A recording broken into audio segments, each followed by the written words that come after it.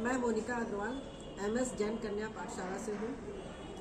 आज हमारे संकुल केंद्र पर जो विज्ञान प्रदर्शनी का आयोजन किया गया है वो बहुत ही सराहनीय है और मुझे अपना TLM प्रस्तुत करने का मौका मिला, इसके लिए मैं आप सभी का आभार व्यक्त करती हूँ।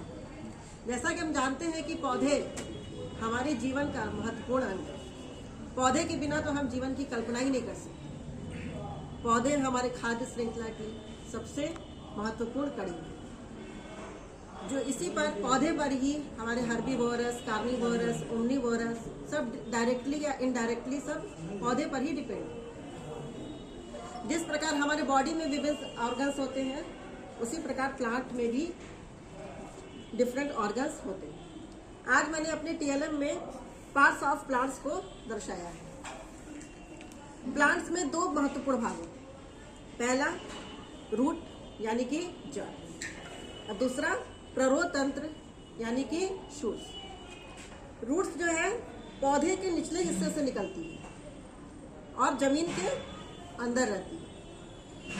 यह पौधे को मिट्टी से बांधे रखती है। रूट्स का कार्य है मिट्टी से नमी और पोषक तत्व को एब्जॉर्ब करना। ऊपर पौधे का ऊपरी भाग होता है शूट, जिसमें कि विभिन्न भाग होते हैं, stem, leaf, branch, flowers, fruits. पहला क्या है स्टेम। स्टेम जो है पौधे को सीधा रखने में मदद करती है और रूट्स द्वारा जो एब्जॉर्ब किया जाता है नमी, खनिज, लवण वगैरह, वो पत्तियों तक पहुंचाती है और जो पत्तियों द्वारा तैयार भोजन को पौधे के विभिन्न भागों तक पहुंचाने का कार्य भी करती है। अब क्या है लीव्स। लीव्स जो है पौधे का ये भी सबसे इम्पोर्टेंट अंग है। इसको पौधे का रसोई घर भी कहते हैं, क्योंकि इसी में फोटोसिंथेसिस की क्रिया द्वारा भोजन का निर्माण किया जाता है। फ्लावर्स। फ्लावर जो है सबसे सुंदर भाग है, पौधे का सबसे सुंदर और आकर्षित भाग।